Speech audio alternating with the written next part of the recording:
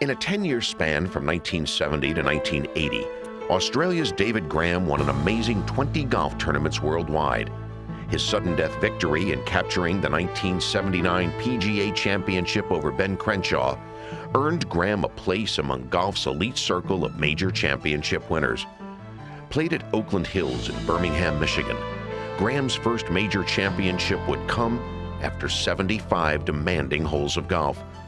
Despite shooting a sizzling final round 65, Graham would require sudden death to capture the championship after a double bogey on the 18th hole dropped him back into a tie with Ben Crenshaw. But the steely-nerved Graham regrouped and won the championship with a clutch birdie putt on the third hole of sudden death to deny Crenshaw his first major championship victory. Despite his cool demeanor after the double bogey on 18, Graham later said of his sudden death victory, "How I won the playoff with Crenshaw, I'll never know." Now, you only birdied 9 of the 21 holes. You made it sound like a member guest sort of instead of, a major championship. You got to the 18th tee, top of your swing. Is this a true story that in that moment that we all have at the top of crucial swings, whether it's for a $2 Nassau or winning the PGA, went, oh boy, if I could just get this done, or a 10-year exemption, or PGA, or whatever the words are that you think, that's enough to throw off the downswing. I don't think there's ever a player in the world that has never experienced that moment at the top of their backswing. I mean, you may get used to it eventually, but to win your first major championship, and especially on the 18th hole at Oakland Hills, which is such a demanding hole. The bunkers in front, you could plug the ball in the front of the greens, you could make double bogey. Well, I made 6, and I thought I kind of didn't play it that badly, but I mean, you could make huge numbers on that hole, and you could make huge numbers on any hole on that golf course. You always seem to pick golf courses to win on that are some of the best golf courses on our planet that have stood the test of time. Here's another great Donald Ross course. They're going to play the Open here again starting on Thursday. What is it about a Donald Ross course, Annika Sorenstam winning at Pine Needles 2 weeks ago, another Ross creation, that's allowed them to stand the test of time? Well, I think the architects, number one, they had a different feel for the game than what we do now. Number one, they got to look at different pieces of real estate. I mean, just to look at a piece of property on the ocean today is virtually impossible, where they used to in the 30s look at a lot of pieces of land like that. I think the greens were a lot slower in those days because they didn't have the equipment to get the speeds that we now have, which played a major impact on the undulations of the putting surface. The bunkering was completely different because the balls didn't go as far. The sand wedges weren't of lob wedge and 58 degrees. So there are a lot of variations as to why the old courses are different than the new courses, but they will always stand the test of time. But on the other hand, some of them, if you look at Augusta National, knowing now the speed of greens that they can get, they have made a lot of wonderful changes to that golf course. Even when they changed the elevation of the putting green about 3%, it just makes the putting fairer. You've got 30s design for 30 speed, but now we have 90s speed. And Oakland Hills greens are very severe, and if it doesn't rain, they're very, very difficult to putt on. Jones and Ross will be pleased to know that their stuff has held up more than wonderfully through the years. Tell us about the 9th hole at Oakland Hills. We've got some footage I'd like you to talk over, and we picked a couple of holes. Let's start with number 9. Tell us about it. Well, number 9 is a wonderfully long par 3 headed straight back to the clubhouse.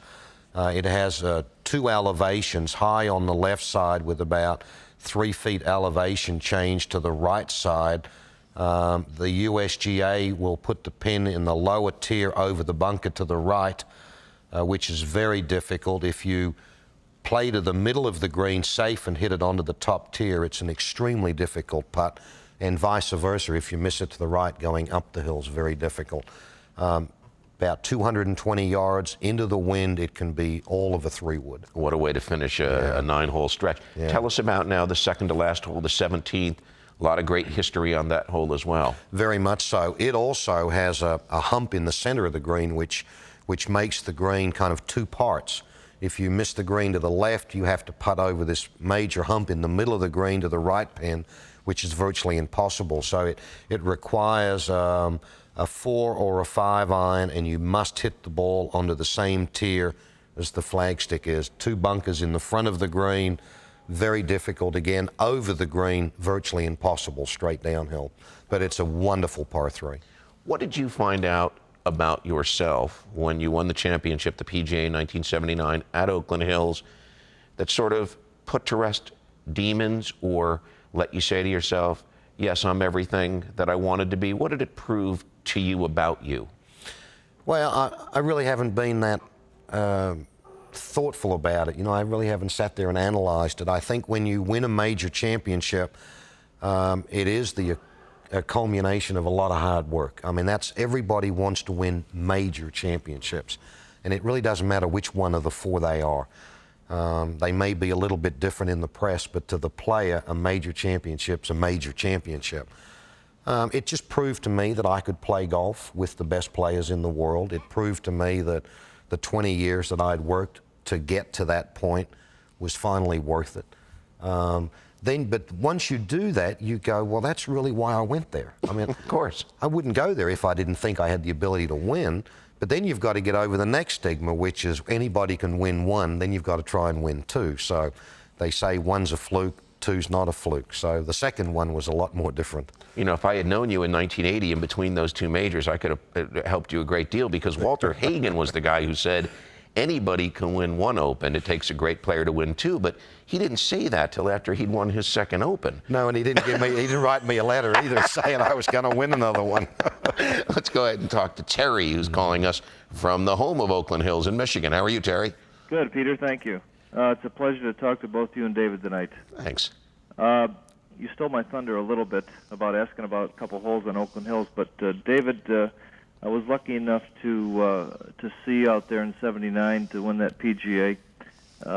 Wonderful golf tournament. You played spectacular when you needed to. Thank you. And that's all that matters. Yeah, well, as they say, you only got to win by 1. That's enough. That's right. Yeah. A couple questions that I have about it. I'm an avid golfer. I live about 25 miles away, and I've been lucky enough to play the course a few times.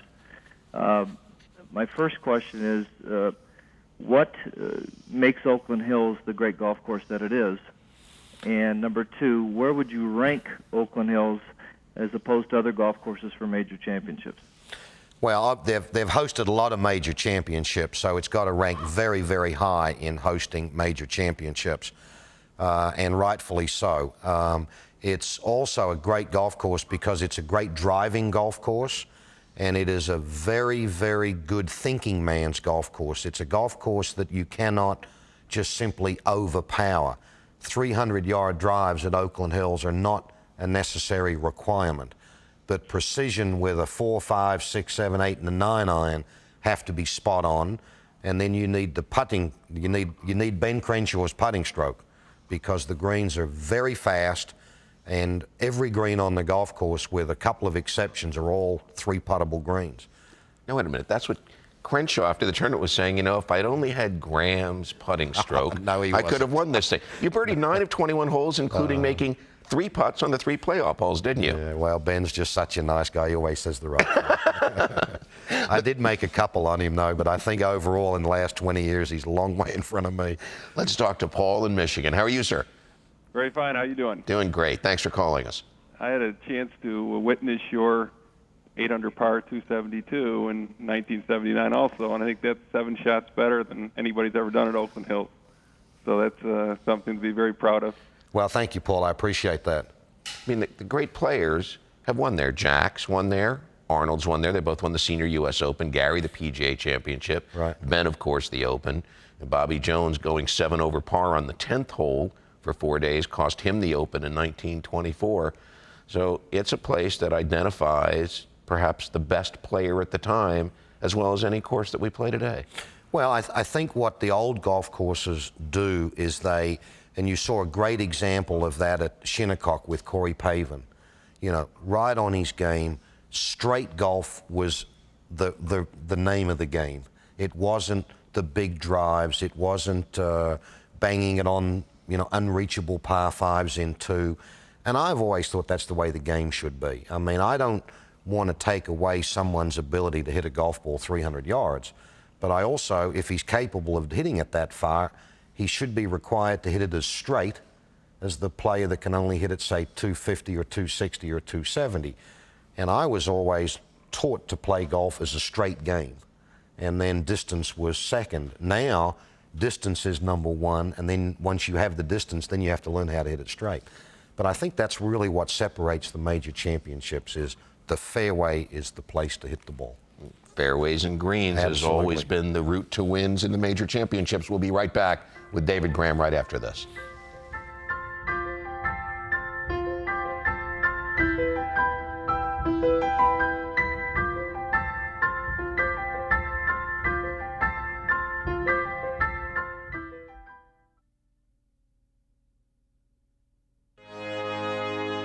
As the greatest players in the world gathered at the Merion Golf Club in Ardmore, Pennsylvania for the 1981 U.S. Open, David Graham was determined to accomplish something which hadn't been done since 1970.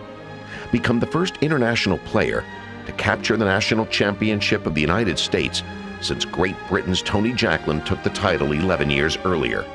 Call it mission accomplished.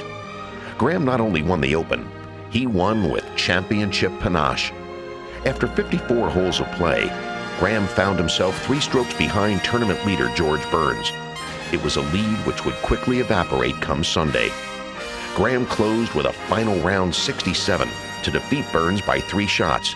His 4-round total of 273 was just one off the U.S. Open record set by Jack Nicklaus in 1980 and later matched by Lee Janzen in 1993. You know, as a view... I wish I had that ball. Whoever, if the viewer that caught that ball is out there, would you kindly call in and send it to me? I'd be glad to give you my address. It just so happens. Just so happens it is. I happen to have it with me. Well, thank you, It's Peter. been painted over so many times over the years as we kept rewriting your signature. Now there's another example of a golf course built so many years ago that has more than stood the test of time. They all say Merion's too short. It's become obsolete with the big hitters, but there again, the best players seem to win at Merion.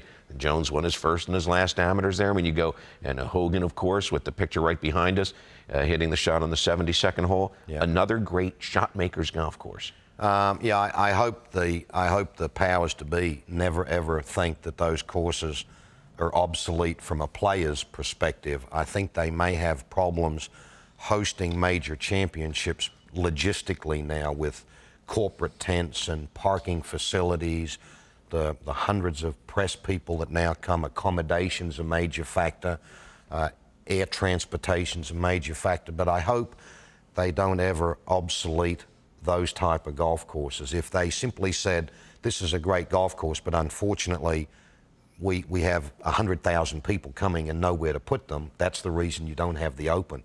But to say that the course is now obsolete, I hope that never happens. That'd be a tragedy if they did anything to change that for a parking lot. Merion is just the best. Let's see what Tim in New Jersey wants to ask you about your win there. Hello, Tim. Hello, Peter. David, thanks for getting me in. I appreciate it. Pleasure. It's sort of ironic that you got to that the conversation about Merion when you did, because my question on the eve of what will be the week of the Monster, Merion is clearly a golf course close in New Jersey, and I'm fortunate to play in the Hugh Wilson every year down there. You know, what's your thought about the technology changes and how a course like Merion, which has seen obviously great champions, including yourself and Hogan and some of the major tournaments played there, never getting an opportunity to see the real championship players going forward. It seems the USGA wants to have them long and strong, and you need to be, you know, a daily type player to hit the big ball. What's your thought on that? And then secondly, talk a little bit about green speeds. This is going to be a conversation this week, I'm sure. You know, have we gotten to a point on any of these greens where they're too fast, and the USGA needs to turn them down? I'll sit and listen. Thank you. Well, I don't think, number one, that the greens are too fast. As I said before, we have 90s technology being implemented on 30s slopes of surfaces. When those greens were built, if they did have a stemp meter, which they didn't, those greens would have putted at a 7 or an 8 because they didn't have the mowers to get those greens so low. So are they too fast for the slope? Most likely, yes. Should the slopes be changed? Most likely, no. Let's just live with fast greens and leave the old style Donald Ross's and Mackenzie golf courses alone, please. Modification, I'm all for, but change is not a good thing. As far as the U.S. Open is concerned, I don't think distance has ever been a criteria to win the U.S. Open. It's been a criteria to win the PGA, but I don't think it's ever been a major factor. If you look at all of the players that have won a U.S. Open, Hale Irwin, for example, won 3 U.S. Opens. No one hits his golf ball straighter than Hale Irwin.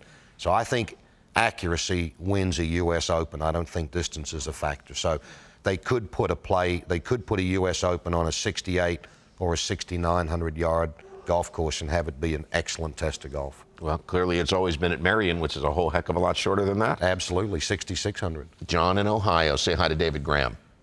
Hey, Dave. Hi, John.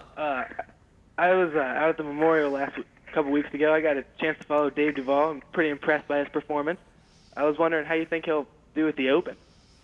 I'm surprised that they didn't have, even on the Golf Channel, they had the top 7 or 8 favorites, and their odds, and David Duval's name was not on that list. And I would have him in my top 3 based on his performance this year. He is a very talented young player, and the way he's playing proves that he's got all the goods. And I thought what he said about Tom Watson was absolutely fantastic for a young player to be that respectful of a Tom Watson winning. I thought Tom's win at Muirfield was absolutely fabulous. It just, for 9 years, that man has worked his heart out. Could not have happened to a nicer guy. Let me play devil's advocate. David hasn't won yet. To put him in the top 3 to win the U.S. Open as your first tournament. Now, a lot of great players have done that. I mean, Jack did that there, Jerry Pate, or Ernie Els. Everybody's got to start somewhere. And that's a good place to do it. And he is on his game. Just look at the last 6 or 8 weeks of the way he's played. He is going into the Open playing as well as anybody. And why do you like his birdie, eagle, birdie, par, birdie finish? 5 under last 5 holes? Is that something around? That's golfing your ball at Muirfield, let me tell you. Good way to go into the Open, too. We're going to take a short break. We'll be right back. Don't go away.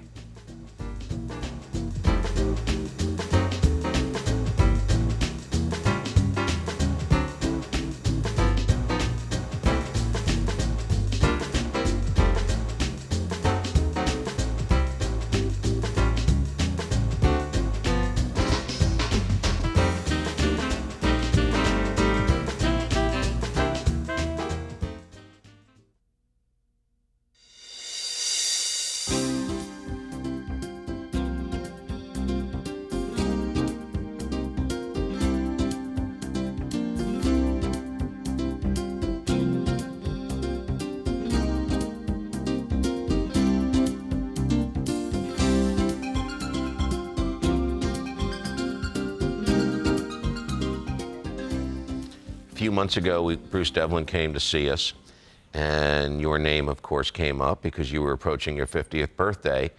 And I want to just share with you a moment that we had together discussing your preparation for the senior tour. Uh-oh. Let's go ahead and take a look. Okay. Hey, your buddy David Graham that you won the World Cup with in 1970, he's just about 50 now, isn't he? That's right. He's been practicing his little tail off, too. He sees all that money out there, man. He can't wait to come and get it. How great was it when he won last year? Oh, it was awesome. In fact, my wife and I had just spent the weekend before he won in Houston at their house, and we went out and played with his son Calvin, and we went out and played the Woodlands, and we had a great day. And we left. I said, "Go on, get out there and play good." And Lord, I watched the television, and he wins the tournament. You know, it was wonderful. You ought to show up at his house more often. Yeah, I should. Yeah, he needs to come to my house. Now, he named his oldest son after Kel Nagel. Was Kel somebody that was important to you as you were coming up the ranks, or just a great player who preceded you by a generation? Well, I think both Kel Nagel and Peter Thompson were, even Bruce Crampton, who was a great player, still is a good player, were about, a generation before me, and Bruce was kind of half of that, in front of me. He'd already been to the United States and came over here about 67. So there was a gap of about 10 years. I didn't come over until 1970, and they had already been over here for 6 or 7 years. I mean, Kel and Peter built brilliant records really in a sort of a 10-year period around the world from 55 to 65. Very much so. And not only Peter's 5 British Opens, but Kel, if he wasn't winning a major championship in contention, lost a playoff to Gary Player at Belrive. Yeah, so a lot of great players coming from your part of the world. Yeah. What do you think of Kari Webb? I think she's wonderful. Boy, she's taken that tour by storm. I'm sure she's even surprised herself. But it's wonderful to see some young players coming, either whether it be the LPGA or the Senior Tour. It's great to see Hale Irwin doing what he's doing on the Senior Tour. It's great to see a David Duval coming out. It's great to see these 3 new rookies that, went to New Orleans and the other couple of tournaments and won. It's nice to know that we have that much talent in the game that can go out there and win tournaments all the time. It's terrific. It's good for the game of golf. How about your buddy Jack? Been playing great golf for almost 40 years now. Won the tradition a couple of months ago with a couple of 65s on the weekend. You guys have had a fairly strong relationship for a long time. You won his golf tournament, had a little falling out when you, I thought, mildly criticized, saying that they had copied some holes from other places, which was not a relationship breaker, but it really hurt yours with Jack, didn't it? Well, 2 things did, and that was a really stupid thing for me to say. I should have been more politically correct, but I wasn't politically correct in those days. The other thing was when I moved out of Florida and went to Texas, Jack and I lived about 30 miles apart from each other, so we did spend a lot of time, and he was involved with McGregor, and I was involved designing clubs for McGregor.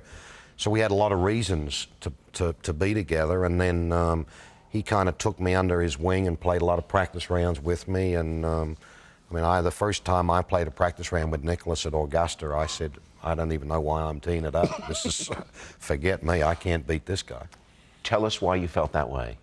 Well, I just think he is truly the greatest player that has ever played the game. His record speaks for that, but he used to be able to overpower Augusta, even with the clubs that we used to play with, the wooden clubs and the old balls and stuff like that. Even then, he could overpower Augusta. Now, he wouldn't overpower it today like like Tiger Woods hitting a driver and a 9-iron. To 15. To 15, hit it twice. But Nicholas would hit driver and 4-iron or 5-iron and sometimes 6-iron with all that old equipment. To give you an idea of how good Mr. Nicholas used to play golf, and still does.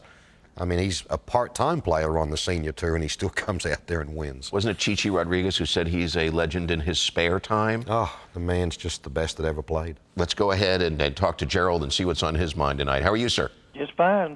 Fine show, Peter. Thank you. David, congratulations on joining the Senior Tour. Thank you. And I just have a couple comments to make. My wife and I are great fans of yours. Well, I appreciate that. We always try to follow you around when we're at one of your tournaments.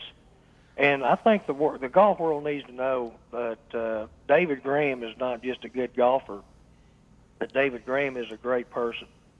He's a great personality, and he's going to be good for the Senior Tour.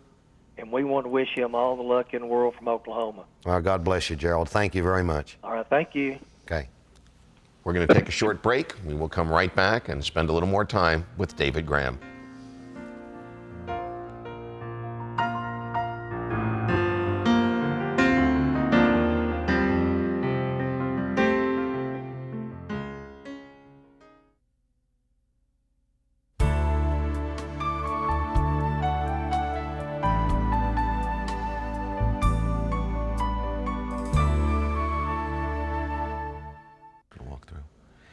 In your book, Mental Toughness Training for Golf, you said that consistency is the ultimate test of mental toughness.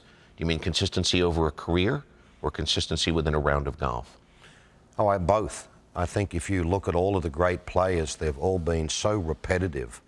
I mean, you can't ever forget Nicholas picking out the spot in front of the ball. And I mean, you could literally put a stopwatch on all of the top players and you could really see how repetitive they are. And then when they get under pressure, they rely on their system And if you see a young player get out of system and have one or two more waggles, then you know he's not in control. Tell me a little bit about sons Michael and Andrew. What are they up to? Do they play golf? What kind of a dad are you? Well, I hope I'm a good dad. Andrew, I think, got his mother's brains. He certainly didn't get them from me. He might have got my golf swing, but he got his mother's intelligence. Andrew's a senior at SMU in Dallas and going to Oxford this summer again. He's a very, very good student and a fine young gentleman with a very nice young lady girlfriend. And Michael is at home this summer. He spent a year overseas in school, which was a wonderful experience for him. And he is now applied to Northern Arizona, and he's also applied to Menlo in California. And I think he's most likely, if he gets accepted, he'll go to Menlo, and I think that'll be a great college for him to go to. Now, is that the son you played in the father-son tournament with last year? Andrew was the one. Andrew. Yeah. How much fun was that? That was great. I think all the dads had a great time. The sons got into the dad's arena, and everybody had a great time. There was a little variation between certain sons' skills. I mean, Raymond Floyd's son is a fabulous young golfer. He's ready to go play on tour. Oh, he could go play right now. So there was a little variation in skills, but it was still, everybody had a wonderful time, and we're all excited about playing again this year. Has it been Maureen who has been sort of one of the great guiding lights for the last 20 years of your life and nudging you back towards center? Oh, no question. She always gives me a quick nudge when I need it, but she's just a rock of Gibraltar. She's always there for me. She doesn't put any restrictions on me as a player, which is wonderful. I think all of the professional golfers that have, I've been married now 28 years. I mean, you need a Winnie Palmer or a Barbara Nicholas or a Maureen Graham or Gloria Devlin. You know, all of the guys that have been married for that period of time, their wives are just fabulous because it takes an incredible woman. You are a lucky man. I am all a lucky of you are. man. Thank you so much for being here. Peter, I've had a good time. Same for me. Thank you so much for spending time with us. And thank you. Thursday through Sunday, of course, is the U.S. Open at Oakland Hills. Join Golf Central's special coverage 7:30 to 8 Thursday through Sunday. And Golf Talk Live 8 to 9 will also have special analysis and highlights of all 4 days. See you Thursday. Good night.